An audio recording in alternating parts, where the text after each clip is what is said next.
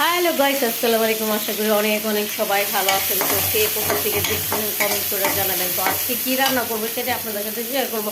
তো চলুন কী রান্না করবো। তো আজকে আমরা এই যে পালং শাক দিয়ে, তারপর আলু দিয়ে, চিংড়ি মাছ দিয়ে একটু মাখা মাখা চুল করবো। আর এই সবজিটা এই ফার্স্টই রান্না করেছি, নতুন সবজি, তাই আপনাদের সাথে শেয়ার করি। তো আমি কীভাবে রান্না করবো সেটা আপনাদের সাথে শেয়ার করি।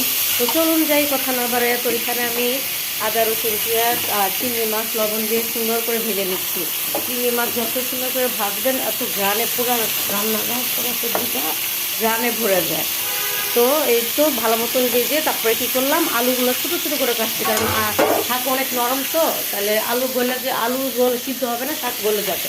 তো ওই যে আলুটা আগে দিয়ে দিচ্ছি, আর এই যে পালং শাকগুলো দিয়ে দিচ্ছি। জানেন শাকটা কেন বাসায় আনি না?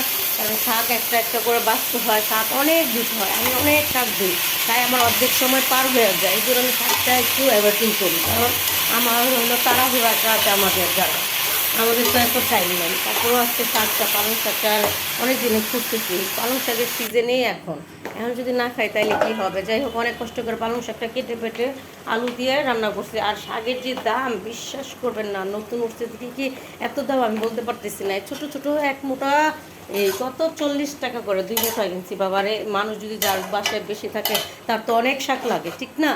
যাই হোক, কী করবো, একটু দিয়ে শাক, তারপরে একটা আলু দিয়ে দিচ্ছি সাথে। আর এই যে সুন্দর করে রান্না করছে, একটু মাখা মাখা থাকবে। আর আমি শাকে একটু ধনিয়া পাতা খাই, আপনারা খান কিনা একটু কমেন্ট করে জানেন তো। আর শাকে ধনিয়া পাতা দিলে না আরও টেস্টটা মনে বাইরে যায়। আর শাকটা দেখছেন মাশাআল্লাহ খুবই সবুজ সবুজ ছিল, আর খাইতেও বিশ্বাস করবো না খুবই মজা হয়েছে। পালং শাকটা সবাইকে অনেক প্রশংসা করেছে।